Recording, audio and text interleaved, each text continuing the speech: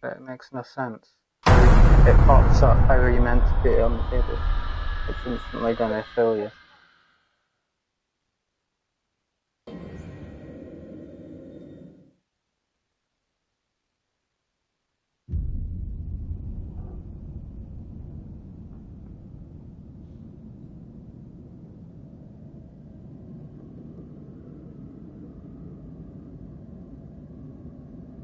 Problems are charging.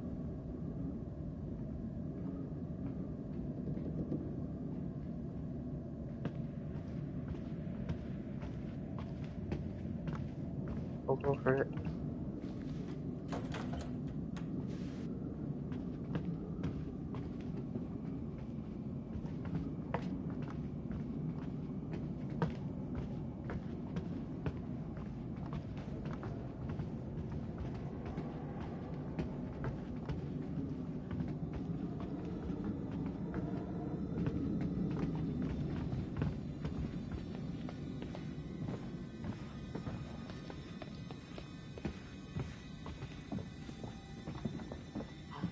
How do you rate our chances of survival? I'm trying not to think about it. Go, go, go! Oh my God! Oh shit!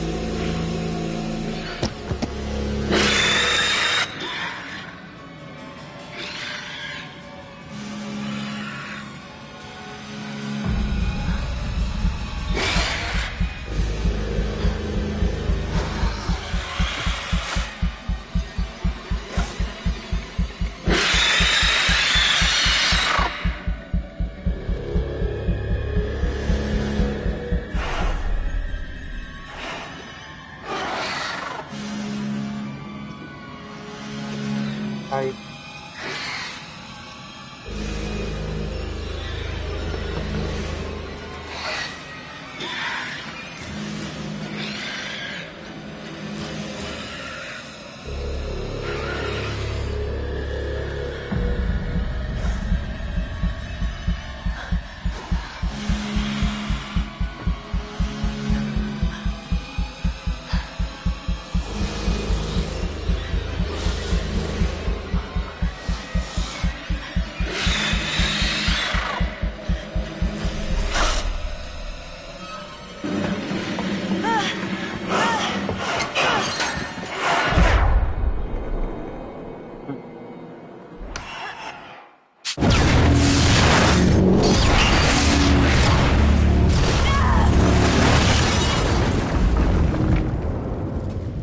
Humor spirits in the world.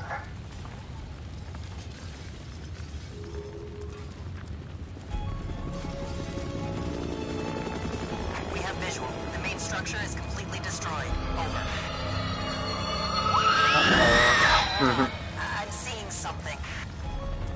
It looks like there are survivors. Didn't really Let's say what pick 'em happens up. with the spirits. Yeah. Ooh, we got a new trophy. And 2 new trophies. The quicker now. 3 new trophies. All gold. 4. The old man, I don't know how to describe him. I mean, You said you thought he was stalking you at first. Did anyone else in your group think that? well, yeah. Is it possible Ray could have killed him? What? No. No, you don't understand. Don't you understand? If he attacked you, He saved my life. And I watched him die. I heard Jessica. I don't know how or why she was down there, but I know I heard her. He held it right up to my face. Right here, right in front of my nose, and he could have shot me. He almost shot me, the prick. I mean, you go out with a guy for however long, and you think you know him, but man, this one really takes the cake. I was right there, and I could have done something. I tried to do something. It wasn't good enough. How did you end up in the mines? I was carried and taken, and What did you see? I don't know. I don't know. He was out of his fucking mind. He wanted to hurt us. Okay? And I thought he was the one who attacked Jess. I thought we were close. After his sisters disappeared, he'd come and talk to me. He said I was the only one who understood him. I thought we had a connection. If you need someone to talk to, I'm fine. sometimes, after a traumatic experience, I said I'm fine. I stabbed him, and I tried to get away, but I didn't know. I swear I didn't know. Didn't know? Who did you stab? Oh, I stabbed the maniac. I didn't know it was Josh, but then he was the psycho, and how was I supposed to know Josh had all the sauce and the gun, and oh my god. Where's Matt? Is he okay? Are they done looking at him? I'm just a little worried because, I'm his girlfriend. Did he tell you that? I mean, I probably wasn't his favorite person there for a couple minutes, but he knows how devoted I am to him. He knows. He said he knows, right? your friend Ashley, she told us she tried to help you. She said she heard you calling out. Not me. Mike. What do you remember? He came for me. He did. Came for you? Where is he? Did he make it? You need to listen to me. I don't care if you believe me or not. It doesn't matter because you will. You need to go down to the mines. What's in the mines, Sam? I've seen what's down there, and I'd give anything to unsee it.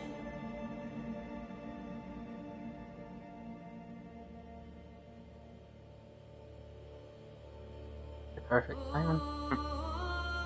I'll finish. What?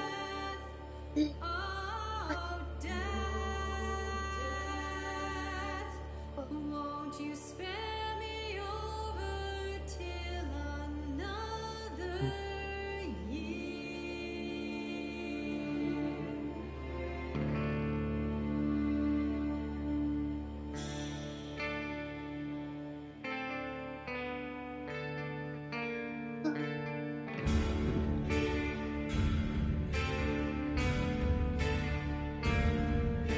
Well, what is this that I can't see with ice cold hands taking hold of me?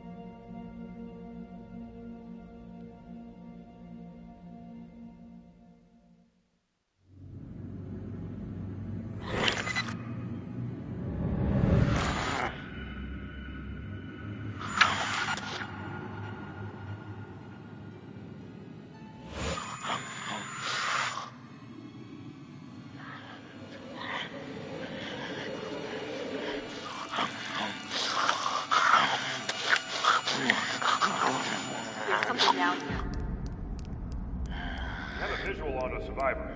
One survivor, repeat. Is that... Oh, fuck. Stay back! Stay back! No! Stay back!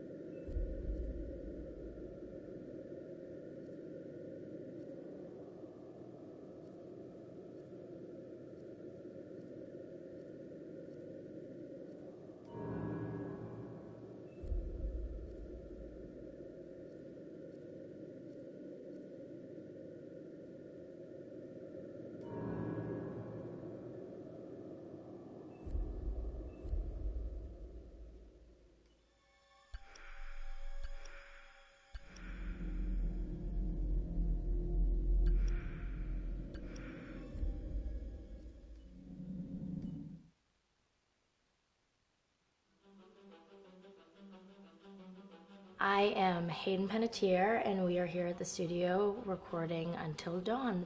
My name is Rami Malek, and I play Josh. My name is Megan Martin. My name is Brett Dalton. My name is Antonella Lentini, and I played Hannah and Beth. My name is Jordan Fisher, and I play the character Matthew, Matt for short. I'm Nicole Bloom, and I play Emily in the game. My name is Noah Fleiss. I am Galadriel Steinman, and I play Ashley. So Until Dawn is the story of 8 teenagers who revisit this cabin in the woods about a year later after a really traumatic experience where I've lost 2 of my sisters, so coming to kind of get some closure in that respect. One of the things that Larry does really well is make these multi-layered characters, and I think for just the story in general, it follows the quintessential horror film plot lines, but the characters are so unique in themselves, and I think that's very cool. Oh, I hope this was the right thing to do. What? You know, getting everyone together on the anniversary. I mean, Josh seemed really pumped about us all doing something, didn't he? Yeah, no, he definitely did. I haven't seen him so excited about something in forever. Good, good. Sam and I have a few things in common, such as being huge lovers of animals, and she's a huge animal lover. She's vegan. She is a pacifist. I'm not quite sure if I'm gonna go as far as saying that I'm a pacifist, but she's spunky and cool. I know that she, I think, is made fun of a little bit by the rest of them who think that her morals and her beliefs in that area are a little ridiculous and they don't agree with them, but she doesn't care. It doesn't stop her from being herself, and that's something that I hope I have in common with her. You know, he definitely can be depressed at some times and a bit of a loner, but he takes some solace in one of his sister's friends, Sam, played by Hayden Panettiere, and invites everybody back to the same house the next year to kind of find some closure. Jessica she has a whole lot of personality. She is definitely the sort of mean girl character that, you know, at school she knows she's pretty, she knows that boys like her, and she's going to use it to her advantage. He's got a big heart, and you can tell that that's very evident, especially how he treats his girlfriend, Emily, and, you know, he's kind of a meathead, but in the best way possible. She really knows what she wants, and she manages to get that from whomever it is, whether it be Matt or Mike. You know, she's really driven, and I can definitely relate to that. My character is Chris, and he is what society might consider the nerd of the group, and he kind of embraces it. Ashley she's a little more serious than some of the other girls. She's definitely very intelligent and thoughtful. She kind of looks at the whole big picture of things. She's not quite as geeky as Chris, but they connect in a lot of ways. Mike is like big guy on campus. He's the class president who has some charm and has brain, and I don't know, people seem to like Mike. He gets away with a lot, though. He can be kind of jerky. The fact that he really just kind of wants everyone to be happy, and he's a people pleaser, and I can definitely attest to being, that guy. I'm always the friend that wants everybody to be happy and wants everybody to be taken care of, and that's definitely Matt. But also, like, this character is just so fun. I rarely get to play the bitch, and so it was really fun to do that. The spirit of things, seriously, what's wrong with you? I'm just trying to lighten the mood, Em. Don't be like that. Like what? The way you're being. You always get like this. I just think this is just the coolest thing to be a part of, and I just think it's going to take the world by storm. I really do. I think this genre is the wave of the future, and I think that once people see the potential behind it, of getting to interact with the drama that you're witnessing unfold in such a realistic way, that this is how entertainment's going to be from now on.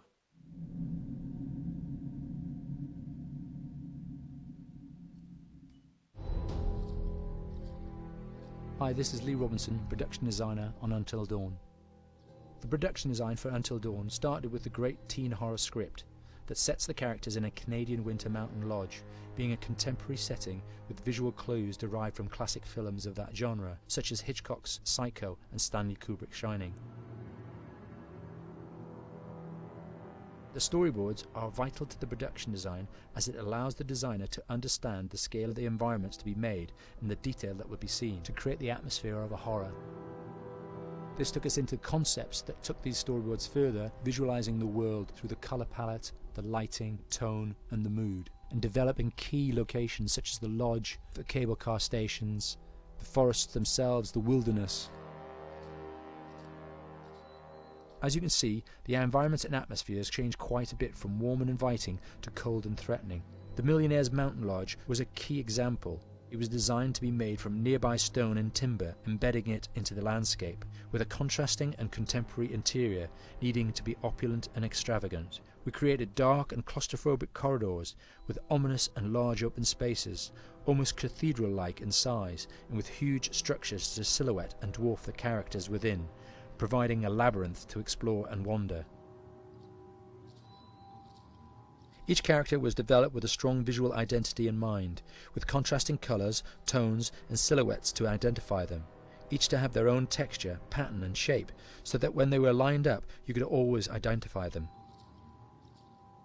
The costume designs allowed a range of clothes that would suit them for the cold winter weather, but also have an element of style and individualism, so that the audience could look at them and relate, recognizing themselves within them. A lady would like to cuddle up with her man by a nice cozy fire bathed in atmospheric mood lighting. Right. It'll get plenty toasty once we're rubbing up against each other. Mike. Yeah. Fire and mood lighting. Yes. Working with the lighting artists, we really brought the look and feel of the world together, and this required a thorough understanding of the visual language of teen horror. A key scene was where all the characters emerge out of the rear of the lodge chasing Hannah. A contrast is evident straight away from the exterior wilderness to the warmth of the lodge. The attention to character lighting here is through the bounce and rim lighting, accented colours and composition, creating characters that come from the dark into the light and back again with an emotional effect. Guys, there's someone outside. What the hell? Hannah! What's going on? Where's my sister going? It's fine. She just can't take a joke. It was just a prank, Han.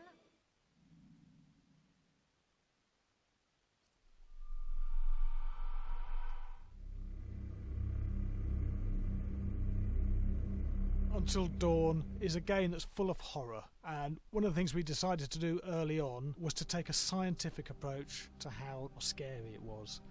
So we did experiments on people and we measured their responses to the game. We've created a test area. It's as close to a home setup as we can get it. We've recruited ordinary people to play the game and we've left them to play it on their own. You're turning the light off.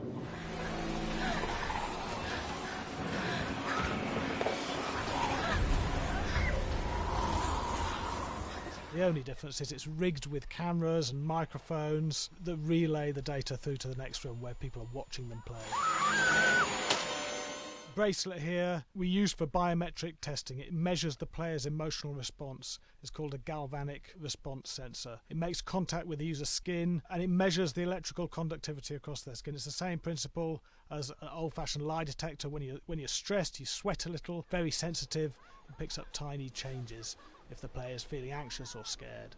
That data's fed back to a testing team, it comes through as a graph. I'm so sorry.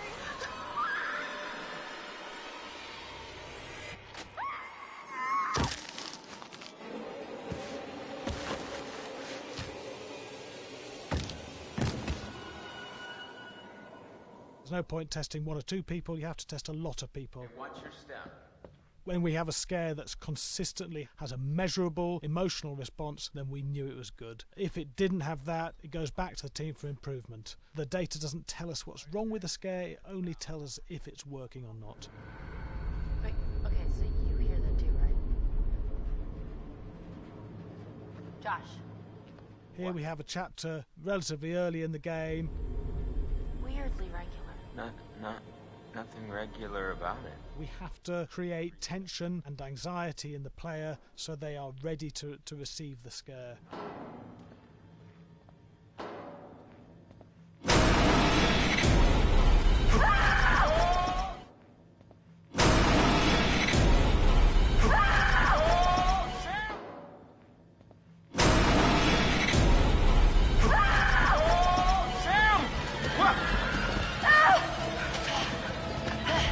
Give the player time to recover, to cool down, to calm down, and then start building the tension again before we do the next scare.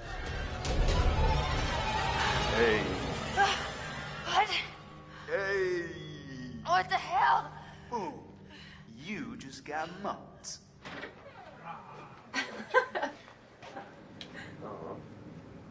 Yeah, I have such an adrenaline high from that game. There's two things we found. One is we could look at the scares, analyse if our expected scares were working effectively. Were people shrieking and covering their hands, or were they getting an emotional response from it? And being scientific about it means that we strip out people's opinions about whether things are working or not. We've got data, and we look at the data. If it's working, we're happy with it. Really scary.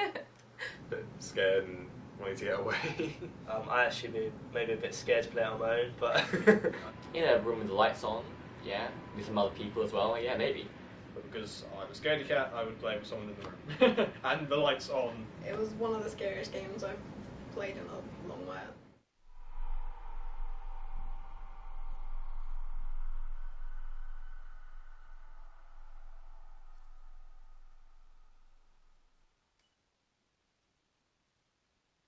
Hi, Larry. Hey, Graham. Hi, my name is Graham Resnick. I'm a filmmaker, writer, director, sound designer, and I started working with Larry Fessenden about 10, 15 years ago through my friend Ty West, who I grew up with, and have done a lot of sound design with on his films. And he was producing Ty's films at the time, and Ty introduced me to Larry. Larry produced my first feature, and we've written together on several projects. My name is Larry Fessenden. I'm a filmmaker. I run Glass Eye Pix, which is an independent production company out of New York. We make indie movies, a lot of scary movies as well. And I got a call to audition to write this video game.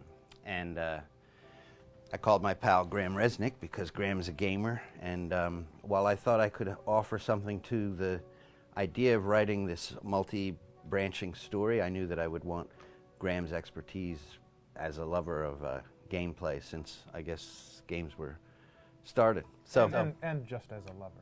And as a lover, yes. Which as is why there's so many sex jokes in the game. There was one Italian website that did say the Larry that's Fessenden and right. Graham Resnick, the two lovers behind Until Dawn. Come here. Maybe I know how to handle you too. I am definitely ready to be handled. So I wanted Graham by my side. Yeah, and we got the gig, and it's been an amazing ride. Oh, hell Oh my god. She's taking her shirt off. What? Oh my god. Matt, what are you doing here? Hannah. I'm sorry, Hannah. This all got Don't out of mind, hand, just but... So in the game, the basic setup is that a year prior to the game's start, all these kids had gone up to a ski lodge that was owned by the parents of one of the kids, or a couple of the kids, and some of the teenagers played a prank on some of the other teenagers, and a terrible tragedy occurred when a few of them, two sisters, ran out into a blizzard, and were never seen from again.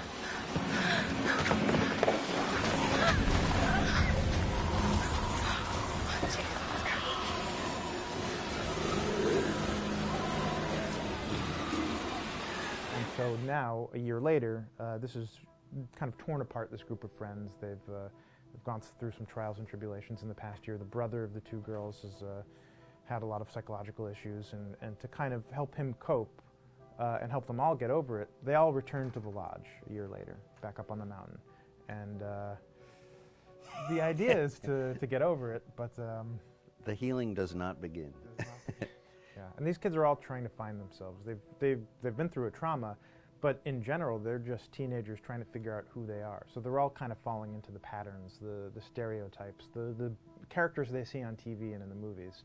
I think we were very interested in taking genre tropes and kind of making them sort of refresh them.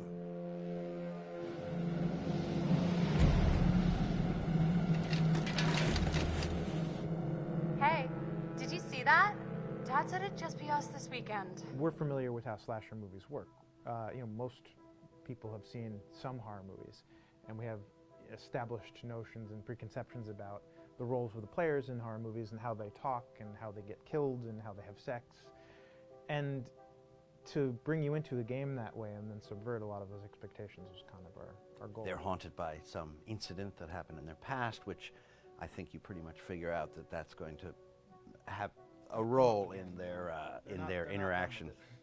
Yeah, so I think what was fun was we take some sort of stock characters and we try to give them some shape, but at least at the beginning they're recognizable in the way of groups of friends. There's the jock and the bitchy girl and the rivalries between everyone. And oh my gosh, and really fun characters too. Like we just had so much fun living in the minds of these characters through writing the script. What do you think? Jesus! It was fun. I think we were looking to get that kind of banter that you Yeah. see both in movies, but also that you absolutely have with friends, and sort of those inside jokes. And of course, as writers and as friends ourselves, we sort of developed little tracks, and we try to give the characters that kind of vibe.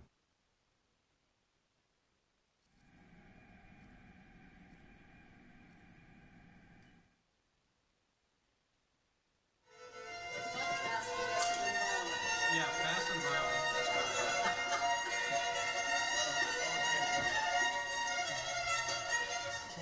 All right, from the top.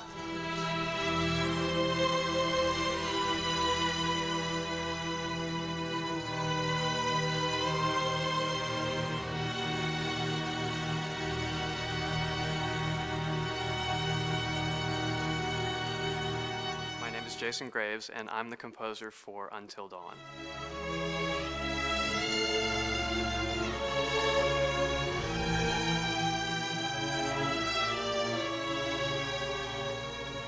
I've been involved with Until Dawn for about a year now. Originally, I was contacted by Barney Pratt, the audio director. I think that had something to do with my lineage of horror games, and hopefully not the fact that my last name is Graves, although a lot of people seem to associate my name with scary music.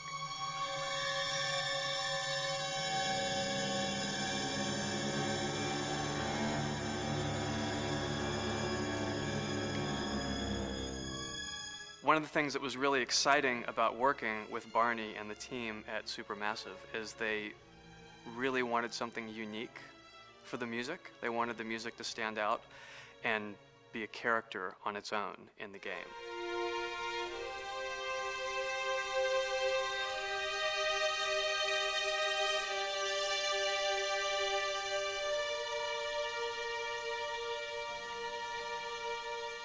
When I'm first starting on a new score, and it doesn't matter if it's film, television, or games, I always end up going to the main theme.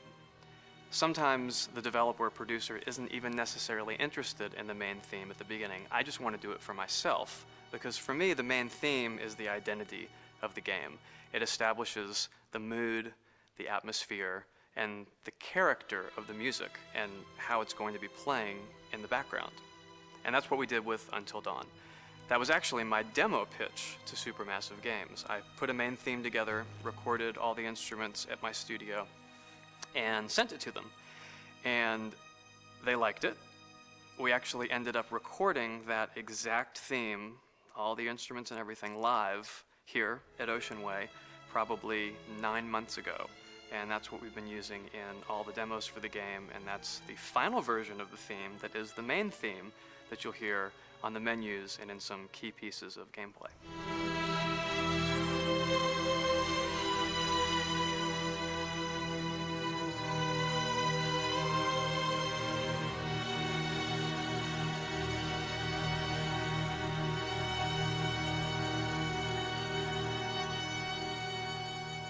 I seem to have made a name for myself in horror.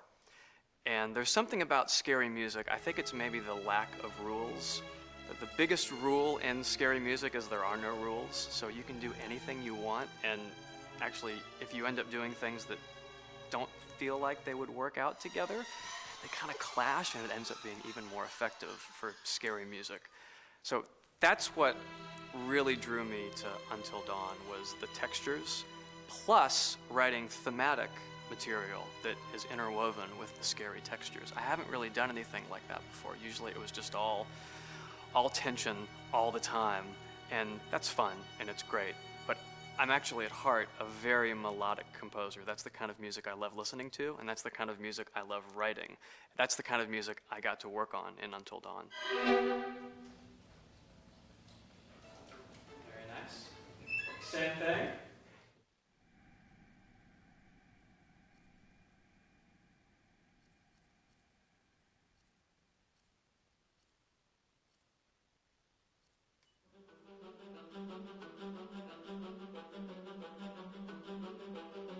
My name is Will Biles, Executive Creative Director of Until Dawn.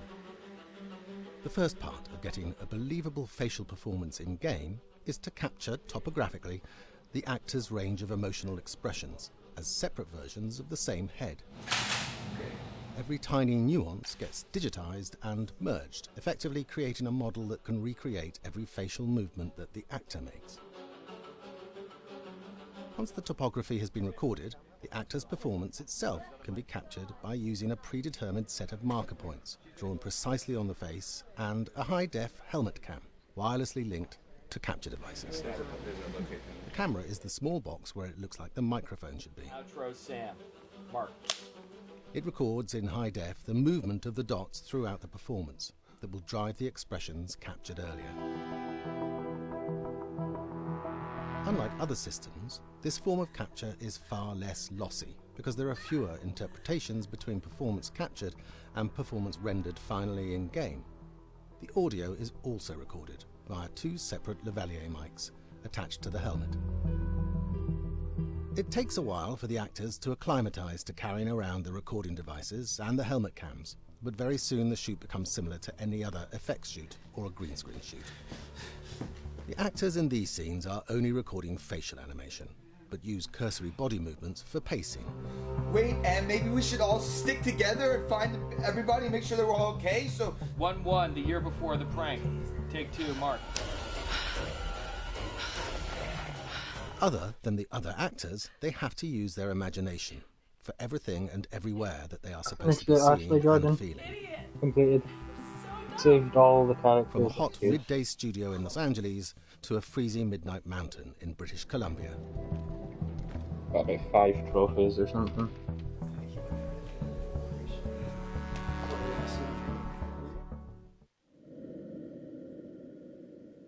Yeah, the music was really good. And the guy done a good job. Very atmospheric music. Yeah, I thought I'd just check this stuff out.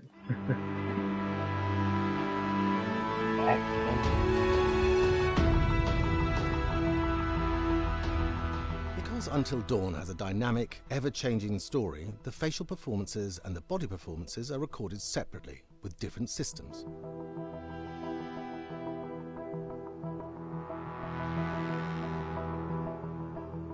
With the body capture, we use reflective bead suits and an infrared camera matrix system that drives the CG bone hierarchies in our character models.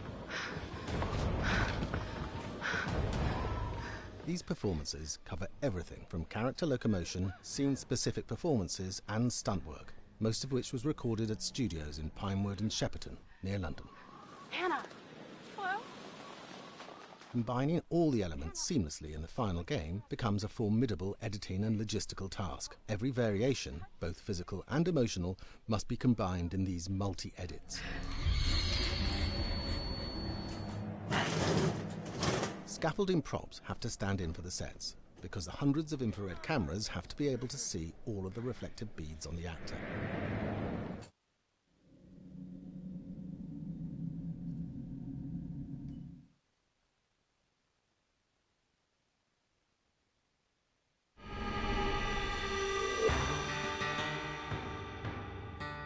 America's North Woods border region. Within this land of 10,000 lakes and miles of dense timber, a hideous creature is believed to lurk. The North Woods is probably one of the last frontiers in America. There's still a lot of places in this area that hasn't been set foot by man. Monsters and mysteries exist here because it is remote. Up in the North Woods, winters are long. In times of biting cold and isolation, a devouring monster is believed to come forth. It's terrorized native people for generations. Growing up, I was told, like, don't go outside, the Wendigo will get you.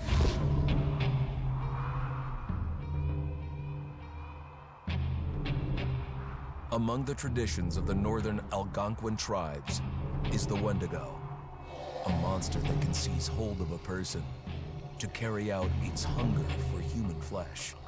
Many Native Americans fear even talking about this Wendigo, and even the mention of the name will let the Wendigo find out where you are, and it will open you up to be possessed by this Wendigo. The most famous case of a Wendigo possession took place in 1879. In the deep woods outside of Edmonton, Alberta.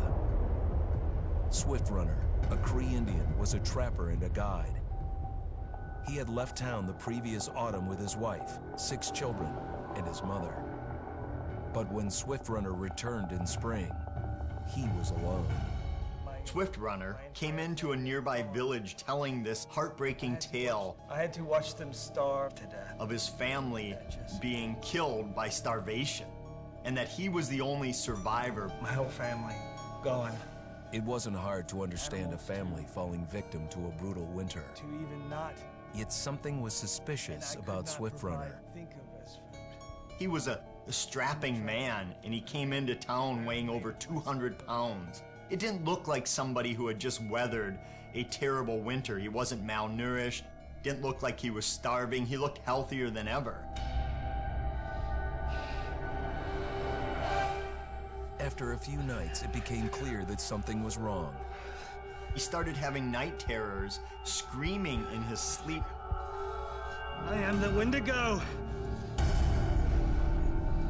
Villagers alerted the police. Swift Runner actually guided them back to his winter cabin. When they got there, that's when they saw the true horror.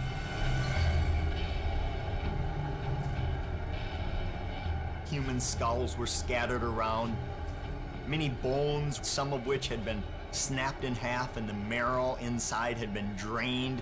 They had never seen anything like it. Swift Runner had killed his entire family, shooting them, hitting them with an axe, strangling, and then eating most of their bodies.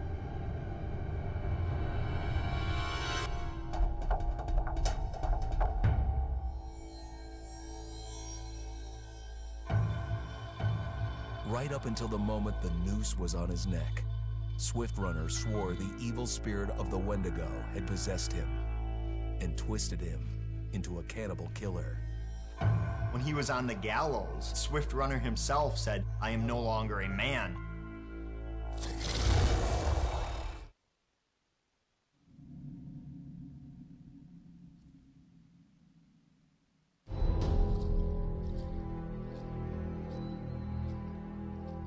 Just move over there. Go on, move.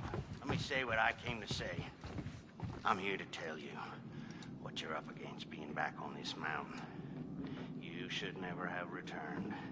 I don't know why you did after what happened last year. You mean with Hannah and Beth? Yeah, how could you know without being involved? I don't take kindly to you kids coming up here to my mountain. Your mountain.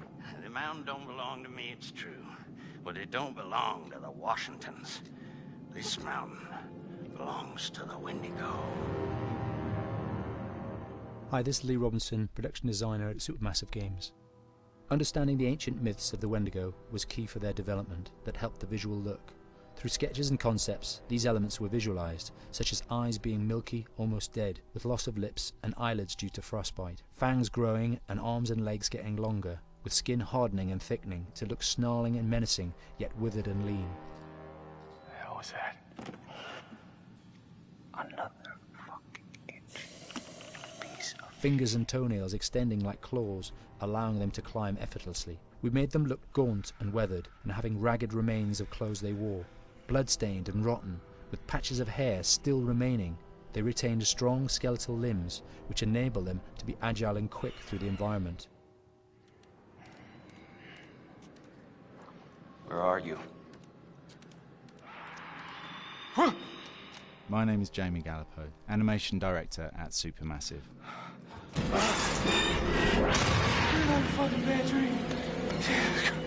The overall direction on the creature was to be very strong, to be extremely fast. We wanted a spider-like movement to the creature. 1 minute scampering to leaping and then crawling, almost instantaneous. And finally, we wanted the creature to have this real, uncontrollable thirst for flesh.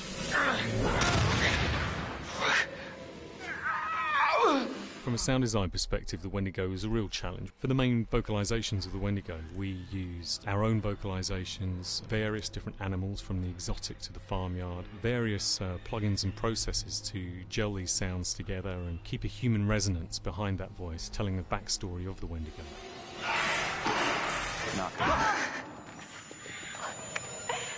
During the chase sequences, the anger of the Wendigo is felt by encircling breaths, screams and screeches that essentially chase you as you're being chased by the Wendigo.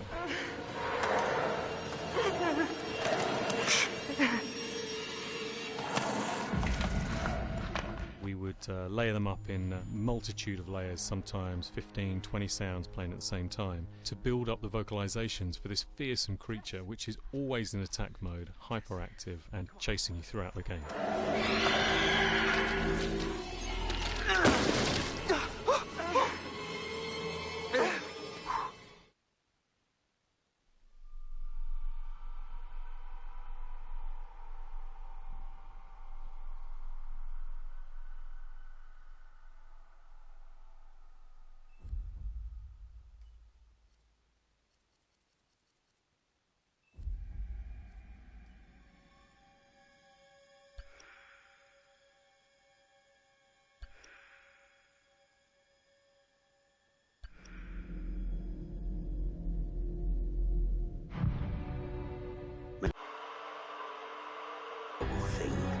And my grandfather could not defeat it.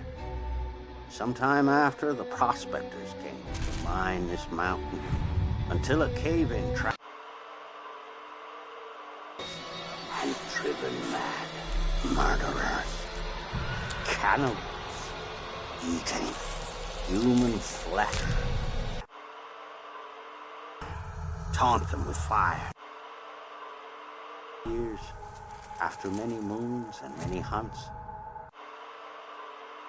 I'm free, out of my grasp, beyond my reach. Until one night, a year ago, I was finally able to get him in my sight. But we were not alone in the woods that night. I was tracking the Macapichu. It was tracking something else. The Macapichu forced your friends over the mountain. There was nothing I could do. I couldn't save your friends.